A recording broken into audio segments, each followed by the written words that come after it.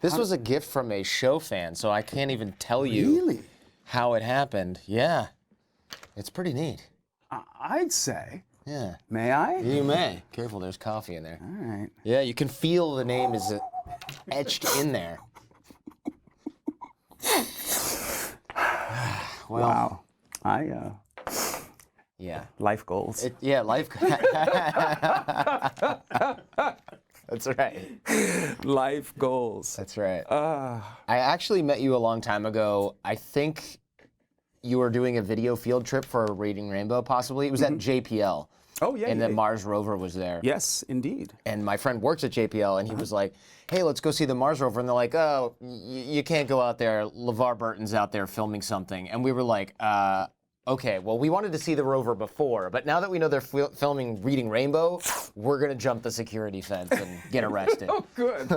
That's a smart idea. Yeah, what could go wrong? So we did, and we didn't have to jump the fence. I mean, they let us in. You were done. Yeah. And then we chased you out to your car like crazy people. And then and you were like, hey, yeah, let's take a photo. And I thought, cool, because could have gone horribly wrong. Because I'm like, you know, you never know. You could run up to somebody you think is friendly, and you get a dose of reality. Oh. Did you send that photo to security? Yeah, like don't let these guys within 500 yards. Please? Yeah. Please. Yeah. When people come up and see you, do you ever go, okay, this person probably recognizes me from Star Trek, but that person recognizes me from Reading Rainbow? I've developed a sort of radar, and I can pretty much peg it. Yeah. Someone's like, oh, Roots. You're like, I knew it. Yep. Star Trek, Reading Rainbow. Yeah. There's a type. There's overlap, you know. Sure. In the Venn diagram, but basically, it's easy. It's easier these days. I mean, because Reading Rainbow fans are so legion. I mean, it's a generation. I think it's maybe 2 generations. Has to be. So they're of a certain age, right? Mm-hmm. So they're kind of easy to spot coming. Yeah. Yeah. Sometimes they have books in their hands. Oh, really? Which is a bonus. So that means you're like, oh, my. When you see that, are you like, oh, yes? Yes. Impact. Absolutely. Absolutely. My mother was an English teacher, so to have, and teaching is sort of it's the family business. My older sister, both nieces, my son.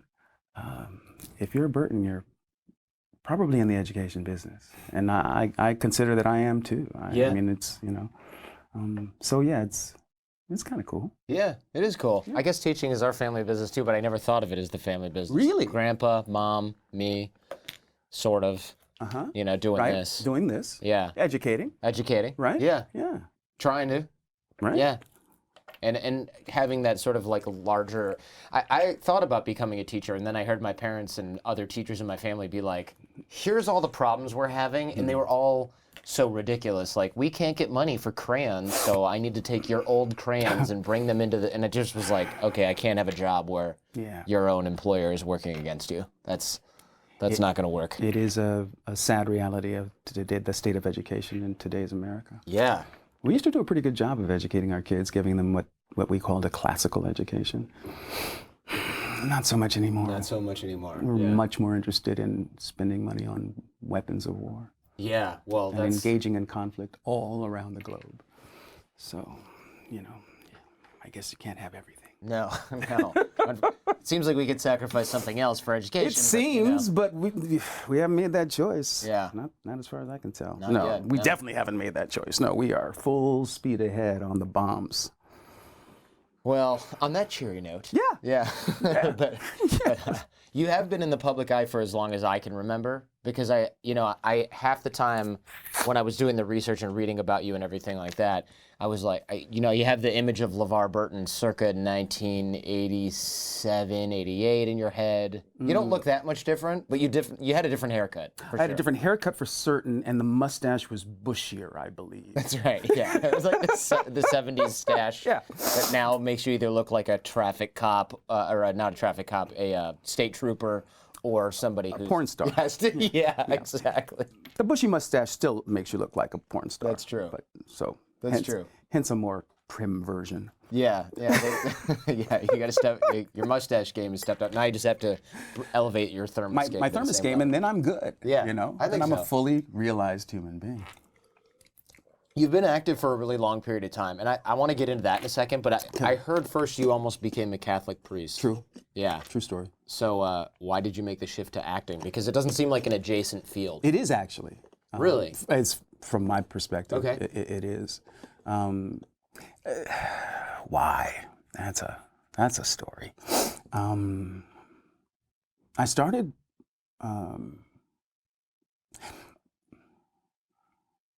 I started really reading about different points of view, other than the Catholic point of view. And I just felt that I wanted, I mean, I entered the seminary when I was 13, so I was pretty young, but I was committed. Yeah. And then I had a great teacher. I had a great teacher who was a layman, which is to say he wasn't a priest or a brother. And he taught my favorite subject. He taught English, philosophy. He was also the drama coach, Lee Bartlett. And Lee just introduced me. He gave me books to read. The Tao Te Ching by Lao Tzu, Kierkegaard. I was reading and expanding my mind. And the Catholic point of view just felt more and more narrow to me. And I just felt I owed it to myself to get out there and live in the world before I made a decision like that. And I was looking around so what am I going to do? I mean, I decided to become a priest when I was around 8 or so. Wow. Yikes. I know. Because I can understand then, like, hey, look, you can never be with a woman. You're like 8, fine. Yeah. And then you're 16 and you're like, what do you mean by never? Never. And how flexible are we with this particular regulation? So that was a part of it. Yeah. That was a part of it, certainly. A large part of it was service, the idea of service. My mom, her second career was as a social worker. So I grew up in a family where it was normal to want to be of service, right? Yeah. That one's life should be about something greater than one's own pursuits, that you should really try and make the world a better place. That's, one of the values that my mother instilled. And so in looking around to find out or figure out what I was going to do with my life, theater arts was something that I discovered at St. Pius, and I really fell in love with it. And I figured, well, I could give that a shot. Plus, now here's where the connections began, the sort of the overlap between theater and the ministry. The Catholic faith itself is really, the liturgy is very theatrical, right? The vestments, right? The costumes. Watch me change this, right? This wine into the blood of Christ. Yeah, there is a whole lot This host into the body of Christ. There's some real theatricality in that. I used to have sort of a recurring dream about my first sermon as an ordained priest. And the setting would change. Sometimes it was in a big church, it was a small church sometimes. But the sense that I was reaching people, that I was connecting with them with a message, was very powerful. And I feel like I do that in this job. Yeah. Well, you certainly do. It's about connecting, right? And providing something of value to people, something that lifts them up and encourages their spirit, right? You got a huge role early on with the acting with Roots. That was like a game. I mean, I think you were 19 right then? I was 19. Yeah. Roots was my first professional audition. Wow. Yeah. So that's like hitting a massive home run right out of the gate. 360 feet, yeah. Wow. And how did reading, I want to get to why you didn't implode in a second. But I'm curious how Reading Rainbow came out of that, because it seems a little bit like an unglamorous role for an actor who just smashed it with Roots. It's like, hey, great job starring in this major motion picture. It was a runaway hit. Now, here's some kids under 10 reading library books, and we're going to do 1,000 takes of them like crying and yelling at the camera, and half the show is animation. I don't think we did nearly that much animation. The connection for me was really clear. Roots really made me aware of the power of the medium of television. I mean, in eight consecutive nights of television, this nation was changed. There was an America before Roots and there was an America after Roots, and they weren't the same country. Before Roots, it was possible for us to tell ourselves the story that slavery was this necessary economic engine, right? After Roots, we could not even think about slavery. It was impossible to discuss it without holding in mind the cost, the human cost, yeah. right? That's really powerful, to have a nation that was built on chattel slavery, right? Sort of rearrange its idea around the impact, right? And as I say, the cost. So when the idea for Reading Rainbow was pitched to me, to use this very powerful medium for engagement, to steer children who are making that decision as to whether or not they're going to be a reader for life, the idea of taking a kid who can read and turning them into a lifelong reader, using the medium of television was really attractive to me, right? Because television at that time, we're talking 1984, I think. Yeah. For Reading Rainbow. Yeah. And television in the educational community was the evil empire. I mean, it was. Yeah, right? yeah. So it was really the enemy of education. It was really counterintuitive, and I loved that about it. And like I said, I had just experienced this massive awareness of just how much good we could do. Yeah, it's almost sneaky. It's like, oh, you're going to sit around and watch Very much TV so. all day? Fine. You're going to spend your summer watching cartoons? And see, Reading Rainbow was originally a summer show, right? And that was part of the idea, to go where kids were during the summer vacation and give them something that was fun, something that was really enjoyable, but it was very stealth education. Yeah, right? It was stealth, and that was attractive to me as well. It's got to be one of the longest running shows on. Was it 21 plus years? Third behind Sesame Street, of course, and Mr. Rogers' Neighborhood. That's awesome. Yeah, that's great. And it won a ton of awards, which I went over in the introduction, or which I will when I record it, of course.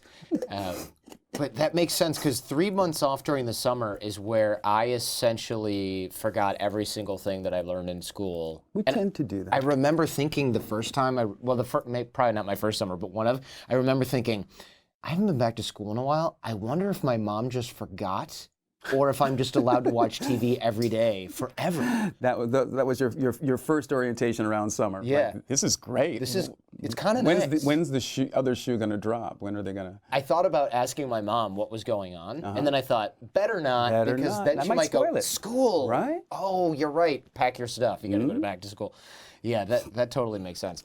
I'm wondering if the theme song was stuck in your head for the entire 21-year run of the show, or if you had some breaks. It's still stuck in my head, Jordan. Yeah, it's still there.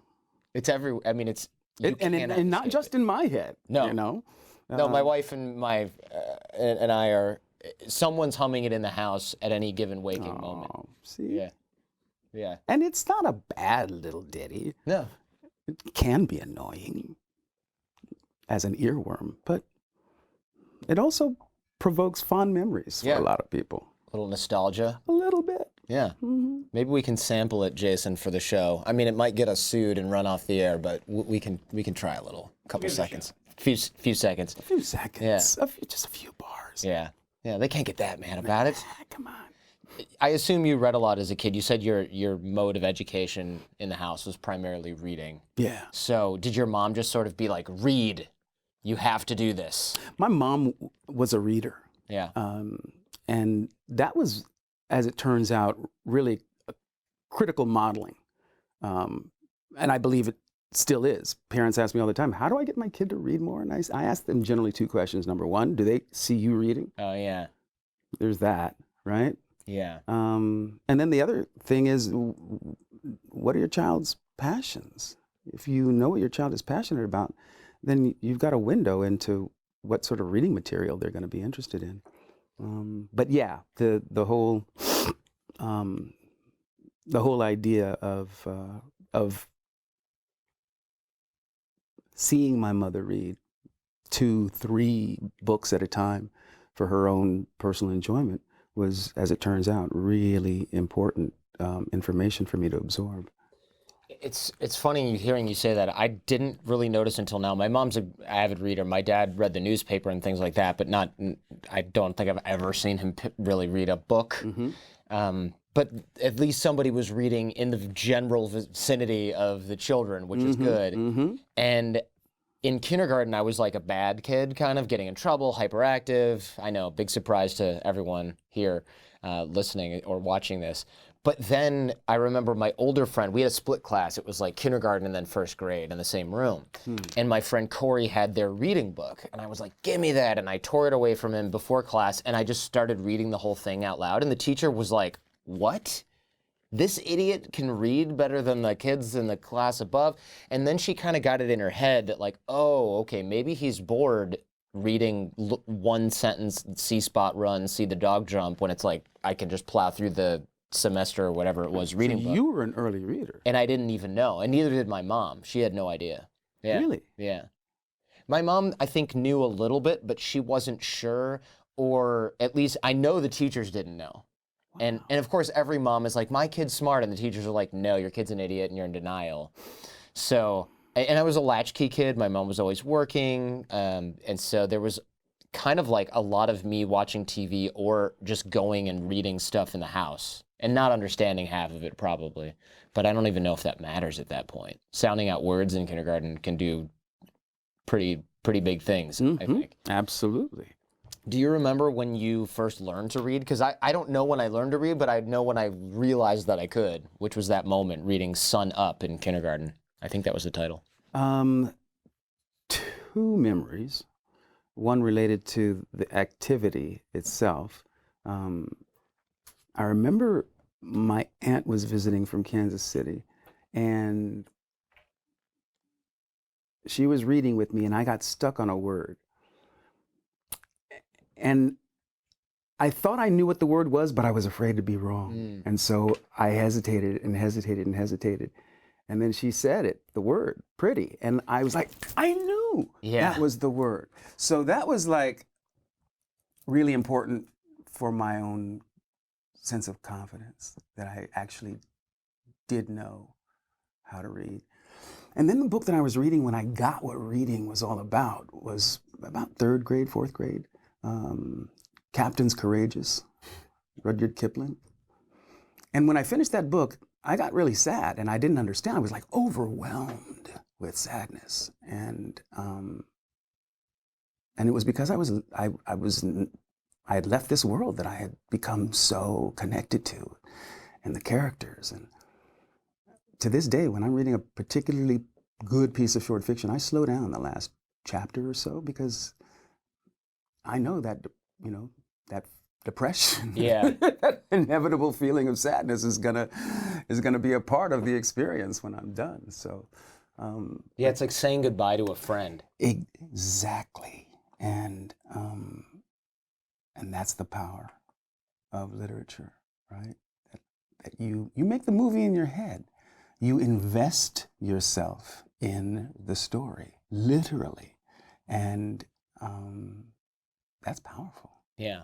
I can see it. Yeah, you don't feel that way about like, oh, I beat Mario Brothers. I'm so sad now. It just doesn't have the same. No, it doesn't. It doesn't have, it's not the same at all. I mean, there's certainly some, positive feeling and benefit from beating a video game, but it's not the same. Yeah, it's not quite the same. Yeah. Not at all. I wondered if there's any books that didn't make the show that got cut for some reason, like, oh, we recorded a segment on this. Turns out the author is a terrible person. No, so, no? Didn't happen. We were very, very, very diligent about the literature that we chose, and there was a whole list of requirements that we had for the books in order to be on the show. Like author is not a white supremacist or something crazy. I think that was more unofficial than written down as probably don't need to write that violent law. Yeah. No. that one isn't natural. But back before internet though, it's like, oh, we didn't know this person was like fled Argentina because he was outed as a former, like, you don't know that. Now you Google it. Back then, it's like, what are you going to do? Background check everyone? No. You can't. What do you think about books like Huck Finn, though, being banned in schools? Huck Finn is banned now? In some schools, yeah, because... The word nigger? Yeah, is that why? I'm drawing a blank. I think that's the reason. That would be my guess. Yeah, yeah. I actually... That would be my guess. I knew that was part of it, but I didn't know if there were other things in there that were... No, not that I can recall. I think it was the nigger thing. Yeah. Yeah. And do you agree with that, or are you kind of like, look, let's not... I mean, with your position of roots, it's like, do we need to sort of polish this? This is a thing that was written at that time for that reason. And we don't, you know, look, this is America. Mm-hmm. We don't need reasons for people to develop racist attitudes. And we certainly don't need to encourage it. Right? Yeah. Yeah. So, yeah, let's remove that one from the canon. Okay? Yeah. Yeah. Really. Yeah. I can understand that. Yeah. Yeah, that makes sense. I think I didn't even know about that word until a friend told me not to say it, which is sort of defeats the purpose of telling somebody a new word and then telling them not to use it. Mm-hmm. But so is kind of what you're saying then, hey, look, those kids are going to find out the hard way. They don't need to study it in school. They don't in need a to be novel. fed it in school. And it doesn't need to be normalized Right. in any way, shape, or form. Yeah. I guess they can watch Roots if they want a cold dose of what that was like. Sure. Yeah. Yeah. They had us watching that in high school, and I remember you're right. You do go away from that going, oh yeah, can't really just make this an academic thing anymore. Can't make this a whole X number of people were kidnapped and imported, and then you go, oh, that was terrible. What's for lunch? It's like you're watching that and you feel that. You feel it. And you see the blood and the people going over. I mean, it's traumatizing, and it's like an appropriate dose of that. It is. For kids, especially in high school. In high school, for high school kids, Yeah. in an age-appropriate way. Yeah, I think younger I powerful might have lesson. just been traumatized. Yeah, it is very. If we lived in like a Fahrenheit 451 culture, what do you think? You know how some people like memorized books in that movie, and one woman had a bunch of them, and then other people just had one. What do you think would be your book that you would memorize? No one's ever asked me that question before. You're welcome. Yeah, thank you. That's pretty good. That's a good question. Wow. I'll buy you some time because I thought, oh, he's gonna flip this around on me and ask. And the only book I ever had memorized was Where the Sidewalk Ends by Shel Silverstein. You remember that? I love Shel Silverstein. I don't still have it memorized, so I'd be useless even in a Fahrenheit 451 culture. But That book is like many of Shel's books, it's a collection of poems that I mean, Shel was a master wordsmith. That's a really good book to memorize in a Fahrenheit 451. yeah, but I'm imagining them universe. being like, we need the old knowledge. And I'm like, well, I do know a poem about kids being stuck in a bathtub and watching each other. Like, anyone else got any books memorized? Wow. So many. Good Lord. Even if you didn't have to pick like the top one, do you just have one that comes to mind where you're like, that'd be a good one to know? I definitely want to memorize something by Octavia Butler. She was an amazing writer, and science fiction is my favorite genre of literature. When I'm reading for pleasure, it's generally science fiction or fantasy. Okay. Yeah. Okay, fair enough. So you could retell those stories, I guess, in the land of the world of Fahrenheit 451. Right. Do you ever feel pressure to be perfect all the time? I mean, you're kind of like Black Mr. Rogers. People tell you that probably? You're the first. No, get out of here. You're the Are you first. serious? Yeah, you're the first. I'm shocked. I've to hear never been called Black Mr. Rogers before. Or African American Mr. Rogers? That either. Okay, just checking that this wasn't a trick. I'm checking this wasn't a trick. I was telling my wife earlier, I was like, what if LeVar drops like an F-bomb? It would be so amazing because of the character juxtaposition in my head versus you're a real human, obviously. Right. No, I love swearing. Yeah? I do. It's very expressive. It is. You know, Yeah. you use your words, son. Use your words. Yeah. I thought for sure people viewed you that way, so I thought, oh man, whenever It you're in does public. surprise people when I say fuck. Yeah. Right. Yeah. Yeah. It's still, I mean, I'm getting a childish giggle going right now just because of that. But I wonder if you're like out somewhere and if you're ever thinking, I'm in a bad mood, I'm sick of this BS, this isn't going my way, and you're like, there's people watching and they expect me to be the certain way, I better not have a public meltdown or like be annoyed at the airline person or whatever. There's a saying in French, noblesse oblige. Loosely, I don't speak French, but loosely translated, if you are noble in any way, then there is a responsibility that comes along with that, and I definitely believe that to be true. My job when I go out in public is to be LeVar Burton, right? Which means to me that when people recognize me and want to interact, unless I'm eating, then I feel it's part of my job to give them a quality experience, a moment of my time. Yeah. It's just how I was raised in the business. Shaq actually said the same thing. He said, unless I'm eating, Yeah. I'll be cool about it. He goes, but if you catch me in a meal, I'm going to tell you now. I'm going to tell you that this is not the appropriate time for this. That's fair, though. I'm eating, right? I'm eating. I'm clearly enjoying this. The food's getting cold. And the first thing out of, and someone who's that unconscious, the first thing out of their mouth is generally, I hate to disturb you. Right. Which is a lie. Right. You came over here to disturb me while I was eating. that nothing could be further from the truth. You don't hate to disturb me. That's your purpose in being here in this moment. So, yeah. I'm enjoying the shit out of disturbing you, and I want a photo, which is... And yes, just, could you just stop what you're doing and pay attention to me? I don't want a handshake so that you have to go wash your hands again after this and leave your food on the table. So that's...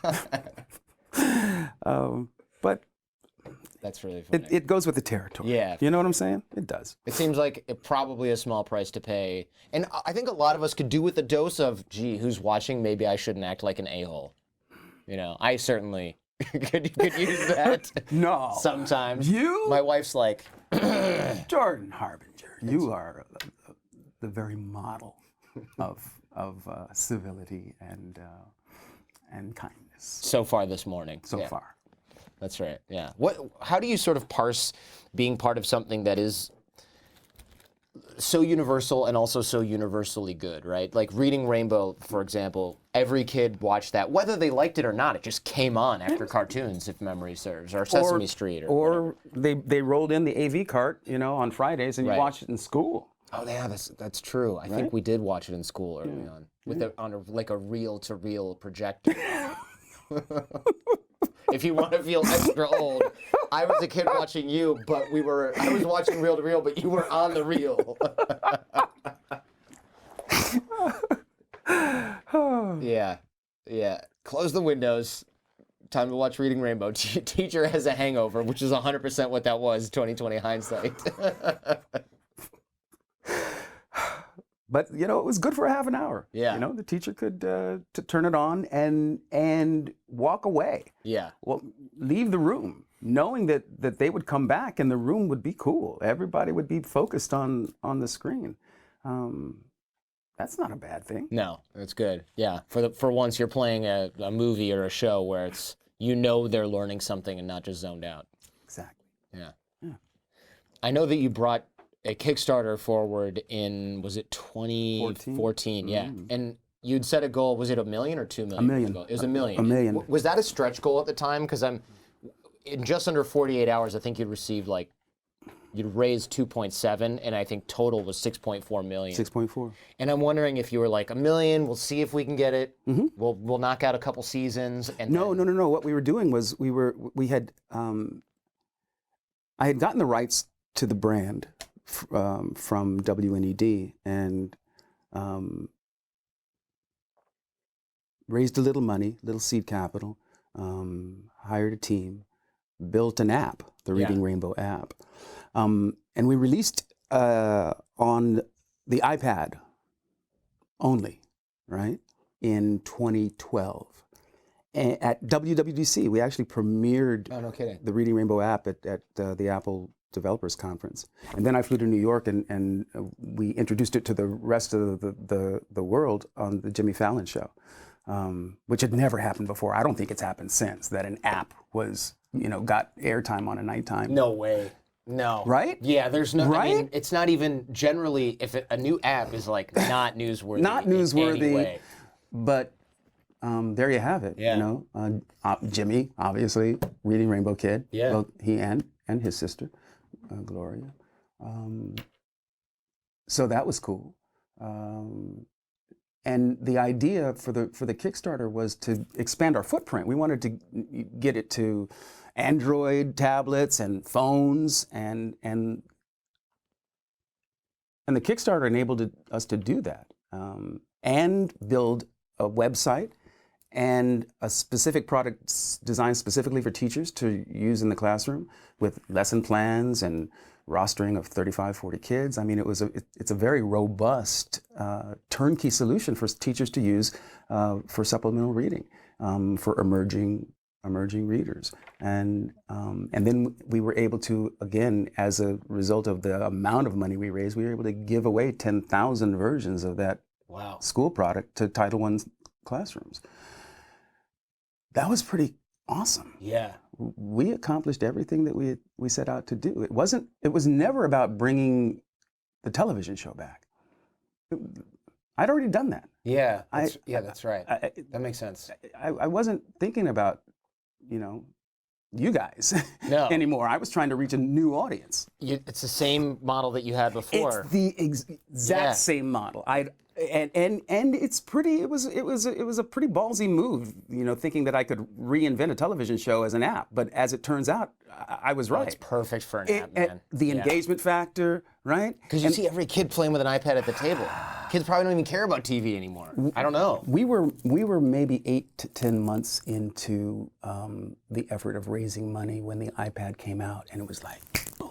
Oh wow. I get now I see where we're going, what we can do, because it was books and videos. Perfect. It's the perfect delivery system for both of those things, especially given that you could animate the books. You could have a little what they call an affordance, an interaction. Oh, okay. Right? An interaction. And what we did with all of the books that we animated was, we would not have something that the child can interact with just for the sake of pushing a button, but, to have it be in concert with a narrative to help tell the story, right? Yet another layer of engagement. At the end of each book, there was a matching game, right? Cool. With one of the pieces of art from the book itself, and you pick the tiles, turn them over, and you match and reveal the whole thing. I'm really, really proud of the product. Yeah. And we have put the whole things in the hands of Riff, right? Reading is fundamental. Yeah, that's right. I remember those ads, or those, were they ads? PSAs? PSAs. From back in the day? Yeah, PSAs. That's right. Reading is fundamental. So their mission is they put millions of books a year in the hands of kids, oftentimes giving them their first books, the first books that they've ever owned. So they were looking for a digital strategy as part of their mission, and we got together and through the generosity of my primary benefactor, an investor, we were able to just put the whole thing in their hands. It's so slick, though, because it makes sense. There are plenty of people that have smartphones that do not have any books in the house, so you might as well give them a book on a smartphone. Please. Because the kids can play any way we can. Yeah. Any way we can. Wow. I was going to ask if you found it hard with the new Reading Rainbow to compete with things like internet and apps and video games, because I know that you, as we said earlier, you looked at TV, enemy of education, apps or iPad games, enemy of education, but it's like, well, we said that before, and this is how we... This was our antidote to that, yeah. and the same holds true in the digital realm. I believe in the product's ability to engage children, meet them where they are, and then take them where you want them to go, and certainly enhance their relationship with their imagination. That's really, I think that's a critical skill for human beings, to have a connection with their imagination. What do you think is the biggest enemy of education these days? You know, if it was TV in the '80s, what is it now? Is it internet or? No, it's the will of the nation. Yeah. Or the lack of will to really make this the priority that I believe it should be. It's the same conversation, you know. Yeah. Yeah. The making it a priority. So making it a priority. That's the problem. It's too bad because if it's like a distraction, you can kind of figure out what's more interesting, and like with going to an app-based thing. But if it's apathy, that's scarier in many ways. Yeah, and it's more than just apathy. It's a decision that we continually make to spend more money on war than we do on educating our kids. That's a conscious decision that adults are making every day. Yeah, that's a little terrifying. It should be. Yeah, because it is. One of the primary things that we do on this show is we teach complex concepts, critical thinking skills, you know, cognitive bias, logical fallacies, things like that. And through conversations like this, or by interviewing somebody who's an expert on a certain topic. And I'll admit, I channel you plenty of times when I'm explaining these concepts, because people will write in and go, oh, this is like reading Rainbow for adults, except for the author comes in and talks about the book instead of somebody who read it. Yeah. And it's maybe not quite as kid-friendly, but that's fine. But that's okay. Instead of the emperor's new clothes, we have the rise of AI and artificial intelligence in China, whatever. You're providing a public service. I do wonder, though, if sometimes there's just, I do sit there sometimes and go, if I talked about things that were more accessible, or even just I notice shows that are really popular, they'll be like conspiracy theory or comedy, and I'm just going, you know, if I just had a dumber audience, it would be a bigger audience. And then I go, no, this is not what we want. We do not want to cater to that denominator. You are reaching those that need to be reached. Yeah. That want to be reached anyway. Want to be reached. Yeah. Back to roots. Why didn't you implode? You were 19. I mean, how come we're not seeing headlines like LeVar Burton pleads not guilty, says we have to take his word for it? I mean, how come we don't see? How long did you work on that joke? That came to me in the shower this morning. I had to add it to my notes and then re-export my notes because I'm like, I can't not use that. Yeah, that was pretty good. I didn't implode.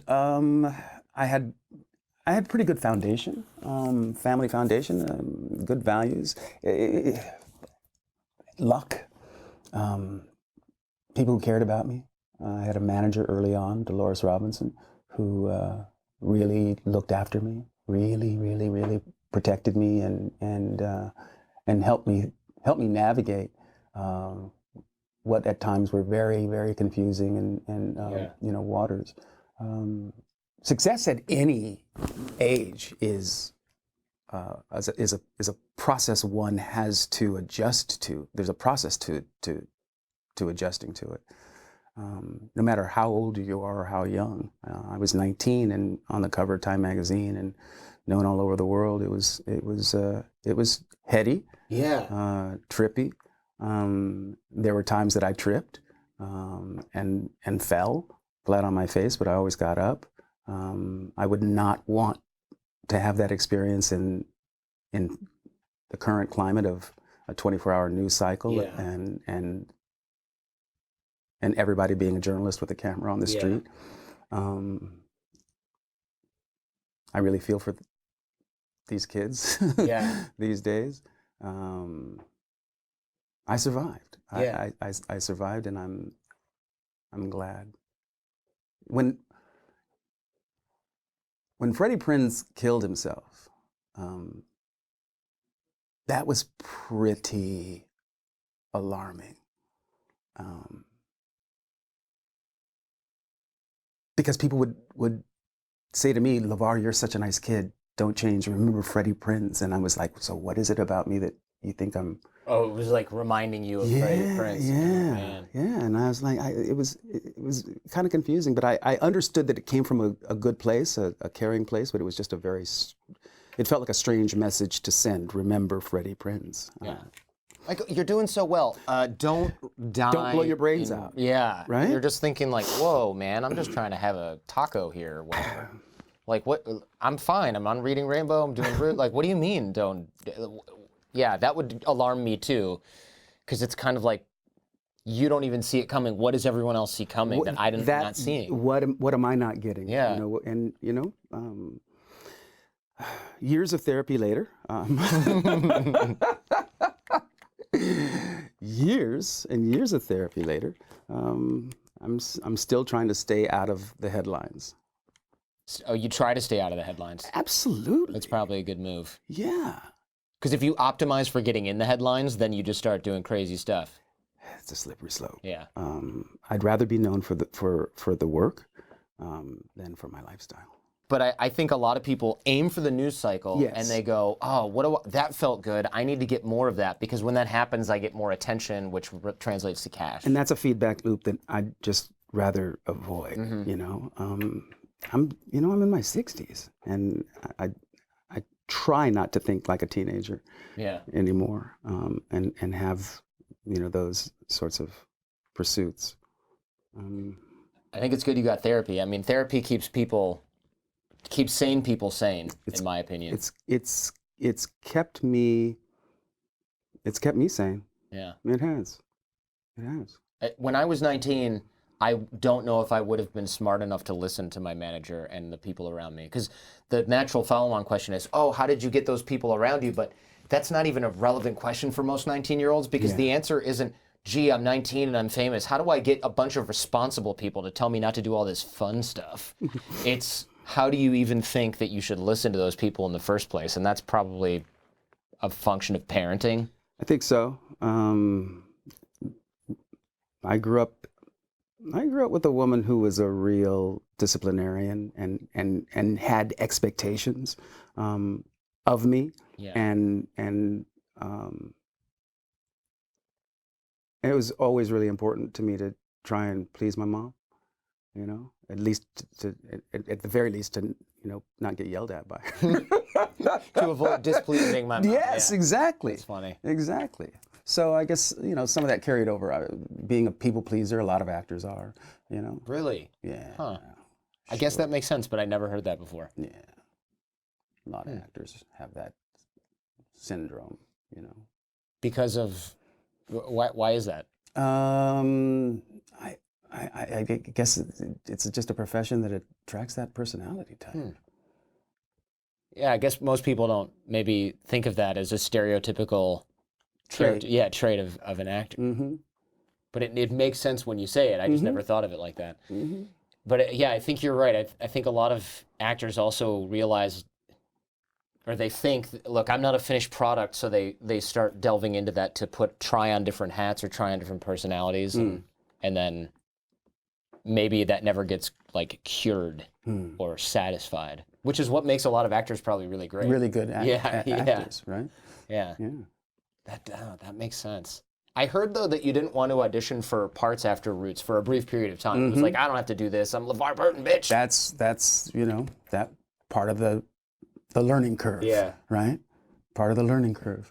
And what I didn't realize was how much I was sabotaging myself by walking into a room with that kind of attitude. And when I realized it, it was like, oh my God. That's not a good look. Yeah, no, right? no. And in turning it around, I had to remember how much I loved acting. Mm-hmm. And I started looking at the audition process as an opportunity to do something that I really, really love. And now it's just get me in the room. Yeah. Just get me in the room.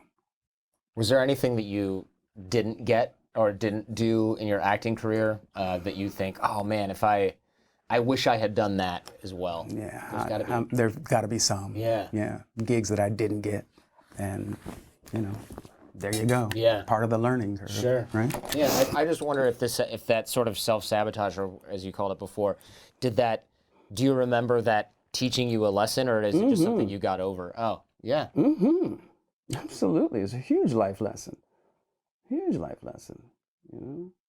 I wonder if the idea that your shit doesn't stink is such a fallacy. Yeah. But we've all been there. We've all been there, and luckily I was able to course correct. Yeah, like you had your success kind of front loaded in that particular era of your life where you had roots. So, because had you done that 10 years of getting rejected or something like that before that, you might have just given up. But if you have roots before and then you go through a couple of months or a couple of years where you're either sabotaging it or you're just not getting parts, you're like, well, wait a minute. I know that I can do this because I've done it before. And then you go, oh, wait, maybe I'm not that easy to work with, or people are getting a vibe that I'm going to be a huge pain in the butt.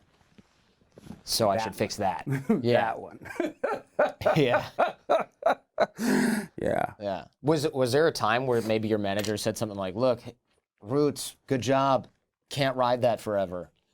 I mean, when did you realize, I don't think I'm doing this to myself? Yeah, it was a process of self-discovery.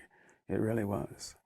And you know, it hit me hard, right?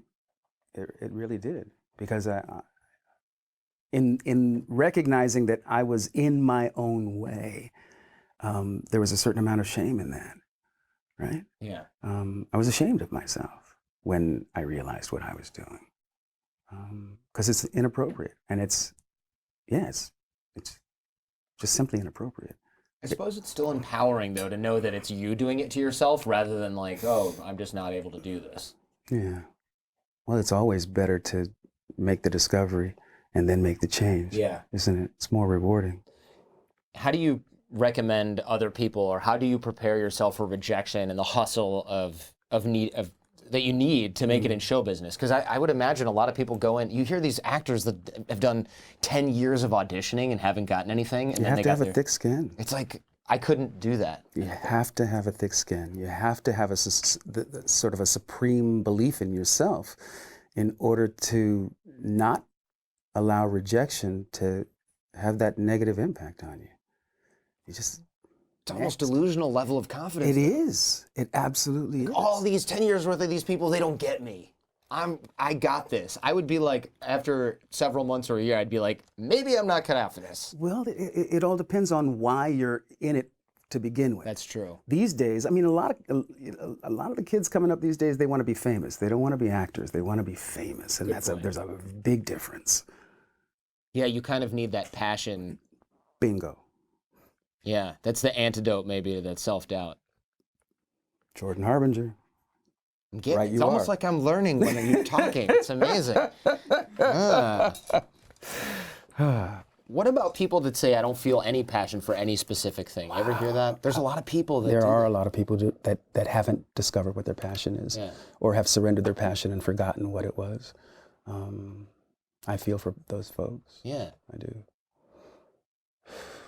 That's a tough one. Yeah, I don't know how to. I don't know how to solve that. That's why I threw that monkey back there real quick. That's a real toughie. If somebody is in that place where they feel no passion for anything. I just tell them to get as much varied and diverse experience as possible, because this isn't something where I was like, I want to start an internet radio show. That'll be fun, where I talk to people. It was like, this is completely an evolutionary process where I was like, I'm talking about how pathetic my dating life is. We should record these conversations. There's no way to distribute conversations. Podcasting is new. It's a great way to distribute conversations. Dating podcast, ... interviewing people about dating, ... I'm sick as hell of dating. Let's interview other people, and here we are. But that's a 12-year process. Nobody goes, I want to start a podcast and have long. I mean, some people are way ahead of me on that, but I would never have thought about that. But you discovered podcasting as it was on the ascent. Sure, early in the game. You're an early adopter. Yeah. Like your iPad app, I suppose. Yeah. And my podcast, you know. Yeah, LeVar Burton Reads. Yeah. We'll link to that in the show notes, of course. Would you? Yeah, of course. That's cool. Thank you. Appreciate of course. You. And it's exactly great title. We try and keep it simple. Very descriptive of what happens in that podcast, which is LeVar Burton reads to us and reads. I say at the beginning of every episode, the only thing these stories have in common is that I love them, and I hope you will too. Yeah, it's a great tagline, and if you missed Reading Rainbow, or if you miss Reading Rainbow, you can always just listen to LeVar Burton Reads, and instead of somebody reading a story about dragons. I love that that the audience of children that used to get book recommendations from me are now all grown up, and I'm introducing them to new stories, and in many cases, authors that they've never heard of before. I think it's cool. It's great. Yeah, that's kind of funny. I didn't really think about that, but you're right. It's like, Do you just do any prep at all? No, I'm kidding. yeah, none. I had never thought about that. That's a good observation. Like, hey, you thought you escaped the gravity of reading Rainbow. Not so fast. Guess what? I'm still reading to you. I'm still reading to you. I just don't call it reading Rainbow. Right. Because I can't contractually. Well, because I'll get sued if I do. Exactly. That's funny. There's that. Yeah. Pesky intellectual property rights. That's funny. Did you try to do something like Reading Rainbow for adults, and they were like, not so fast? No, but they got very, very upset when it was being referred to that. I never called it Reading Rainbow for adults, but in launching the podcast a couple of years ago, and doing press, it was something that was kind of an obvious thing, and people would remark on that, and the folks at WNED got very upset. Yikes. And they even tried to enjoin me from using the phrase, but you don't have to take my word for it. Really? Oh, that's so inseparable I got from you, sued. I did read about that. I got sued. And I assume that at some point your argument was, look, this is something I came up with for that show, but it's so inseparable from me as a human that, like, come on. The lawsuit was withdrawn. Actually, what happened was WNED just got blown up with negative comments on their website to the point where they had to scrub it all. I mean, they took a pounding. Well, good, because it's kind of like, what are you going to do? We're not going to use it, but we don't want him to use it, even though he's been using it for 40 years. It got ugly. But then, then it was again part of a really important lesson for me. That lesson being never try and create a business with somebody else's IP. Yeah. It's funny that you should mention that, because that was one of the topics that I thought about as well, which is, especially with respect to the acting stuff, it's funny you should mention resilience. Resilience is it's a beautiful human trait. Yeah. It's something that a lot of people think is inborn and turns out is built through experience, eating some serious dirt. Yeah. Right. And we've all eaten dirt. Oh yeah. But we all don't have resilience. That's right? true.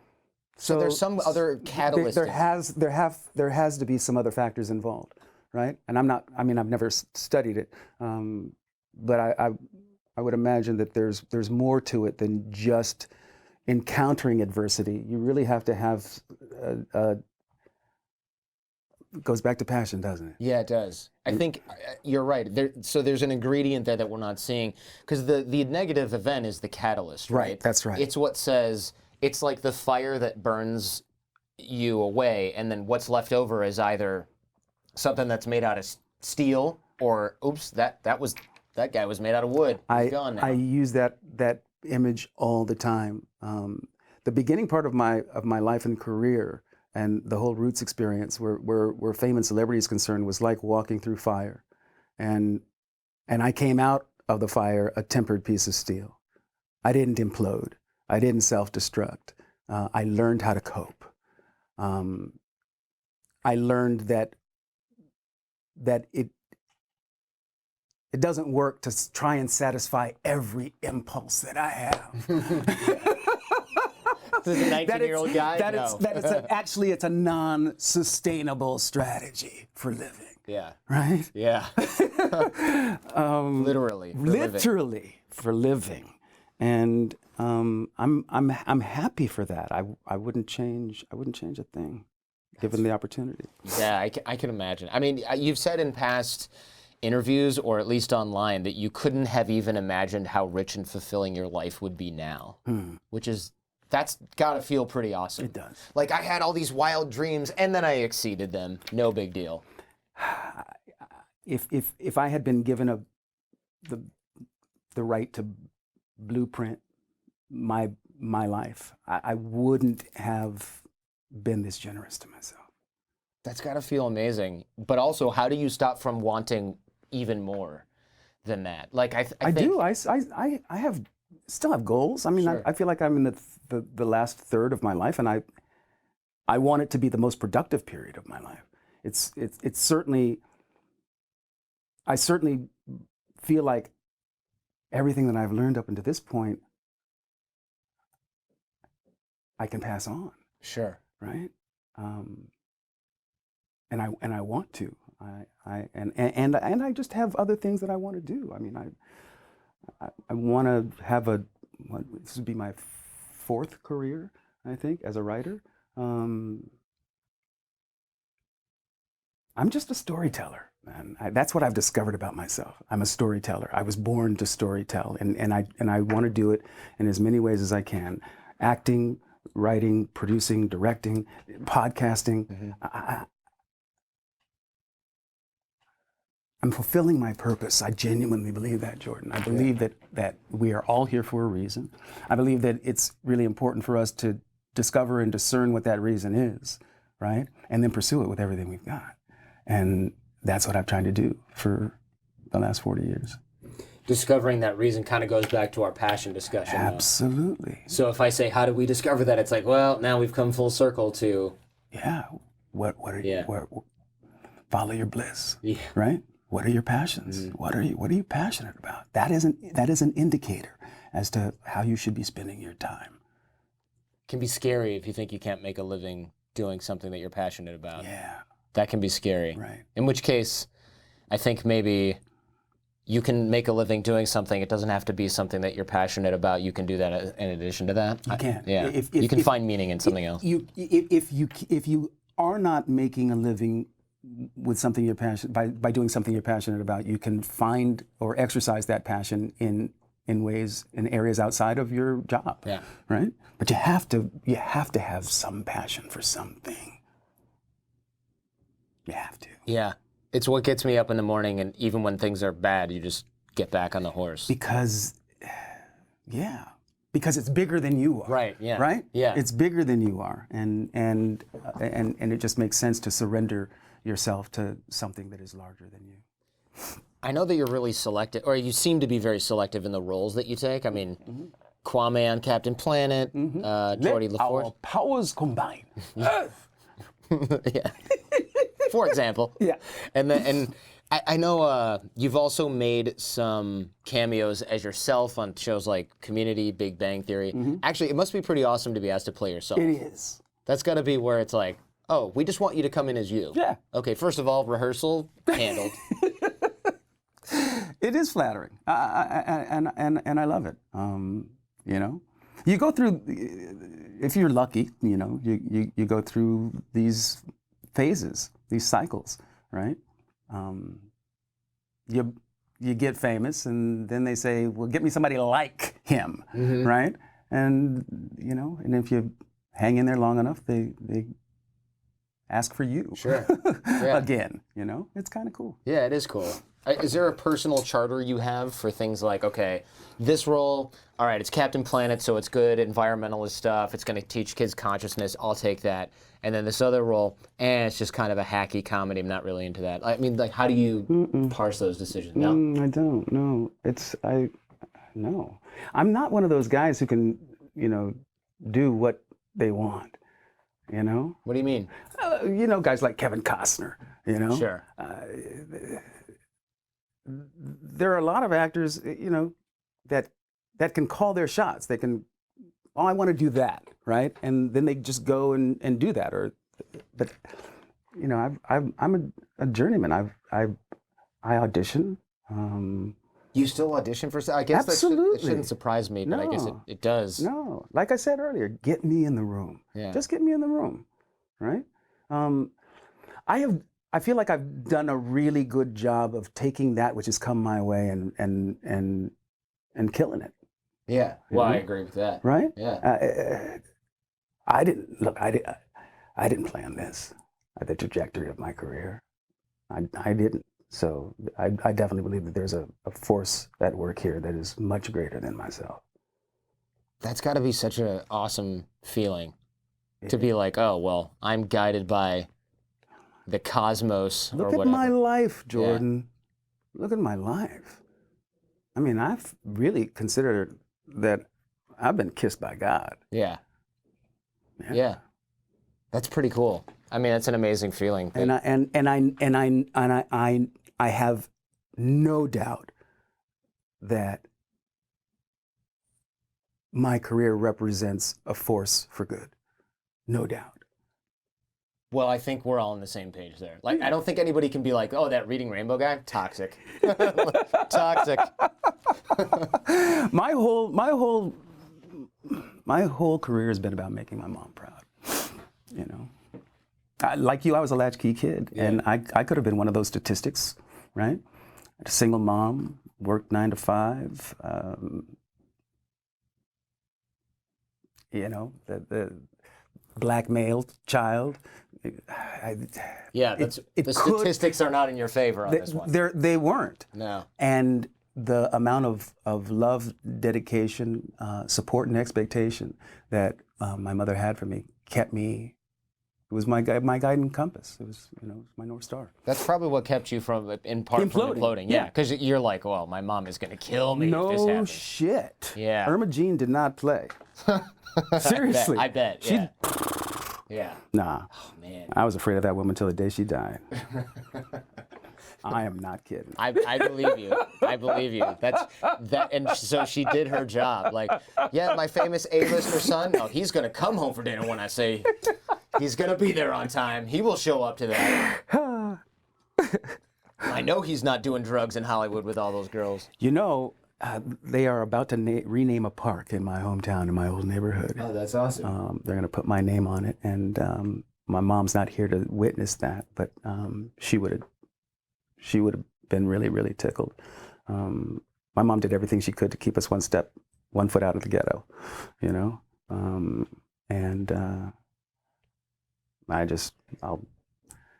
That's why I love that moment the way I do, you know? She was pretty incredible. The park is great. I mean, you can't hate it on a park. You could put one of those library things in there where you take a book and you exchange it. The little free library? Yeah. Maybe we will. Yeah. It's my park. That's right. You can do whatever you want. Whatever I want. Yeah, exactly. Yeah. That's that would be on brand. Yes, it would.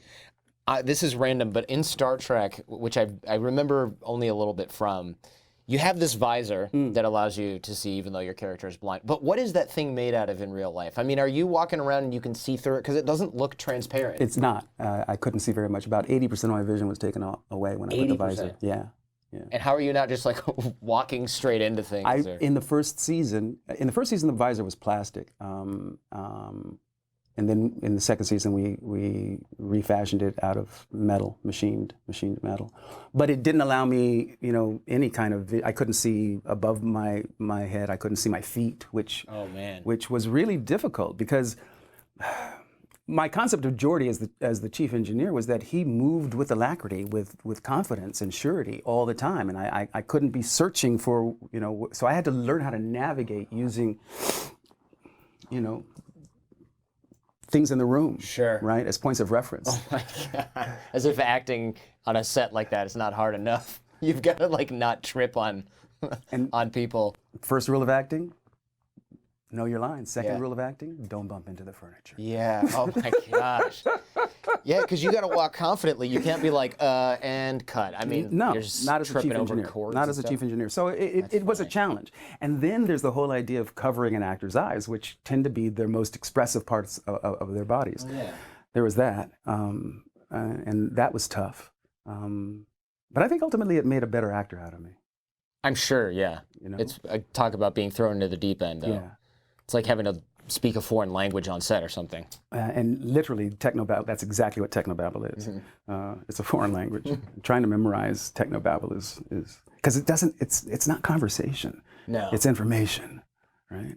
And yeah, you can't really ad-lib much because it's like, we couldn't ad-lib at all. That thing is the semiconductor protobulator. Like, you can't mess that up. You gotta fix it because somebody's gonna be like, hey, that's not what they called that in season 1. Geordi. It was very exacting. You know, some actors would come to the show to guest and have a difficult time because the language was very exacting. Yeah. Very exacting. You must have so much stuff you have to memorize. In fact, when you go to something like Comic-Con or a convention, do they give you like 15 pages of, hey, your character was born here, and this is what you did, and this is where, because there are people that know all of that stuff about everybody from Star Trek or Game of Thrones, and don't they expect you to know that? I mean, you are Geordi La Forge. Yeah, but I make it really clear I'm not an engineer. I'm a fan of the show, but I'm not an engineer, and I certainly don't remember the minutia. Of the 179 episodes we did, there are maybe 60, 70 I've never seen or have yet to see. Oh, wow. So 10%. Yeah. Ish. Yeah. Ish. Yeah. Do you have any desire to watch them, or you just kind of? Yeah, no. That's the thing. I have that to look forward to for the rest of my life. That's true. Encountering an episode that I've never seen, because it's on all the time. Yeah. Somewhere, right? So it's fun. It's for me to. You ever watch your character like go to Germany and you're like, oh, that's me, except it's speaking German? I met the German actor who dubbed my voice in Star Trek. And did you think, this guy doesn't really, or like this guy nailed it? I think if I met me in a foreign language, I would judge that person positively or negatively. Yeah, I would assess. I thought it was cool. Yeah. Yeah. So you thought like, okay, they nailed it with my he did my voice. He did, and for the German audience, that voice is the voice of Geordi La Forge. Yeah. It's not mine. Yeah, they hear you in English and they're like, not really. Not really, guy. That's not the guy. That's funny. Where'd you get this guy? That's really funny. What are you reading these days? A lot of short stories for the pod. Sure. Almost exclusively preparing for the pods, choosing stories for the podcast. Yeah, it's kind of dominated my literature landscape, the short story. But I love short stories. I always have. Even as a kid, I'm heavily into like Ring Lardner and O. Henry. I just think short stories it's such a difficult discipline to create a beginning, middle, end, compelling characters, oftentimes with a twist that you didn't see coming in 35 pages. Yeah. That's that's mastery. a good point. It's harder than doing it in 200. It's so much harder. So much harder. So I really do love the short story form. And so that's what I'm reading. Yeah, nice. Lot of anthologies. Perfect. Yeah. This next question is for YouTube only, so if you're listening to us in audio, go to jordanharbinger.com/YouTube, and you can get the answer to this question. Do you have advice for working with your wife? I work with my wife. I noticed that you work with yours. I do, yeah.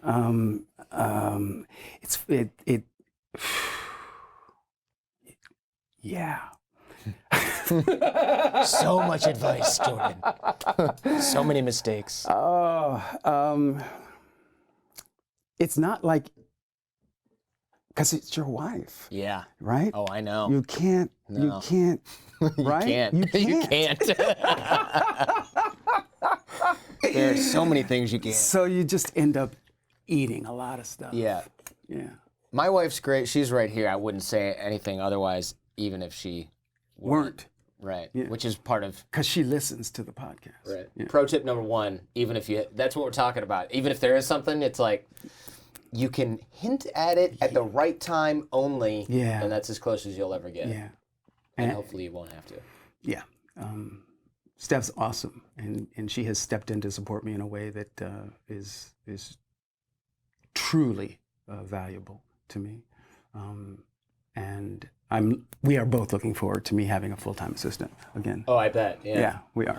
So even she's like, Oh, and I'm done. yeah. Oh, yeah. Oh, yeah. I as a boss, I have some rough edges. Really? Oh, that's funny. Behind closed doors, LeVar Burton is a terrible boss. Can be. Yeah. Yeah, have been. Yeah. Interesting. Well, Working on it.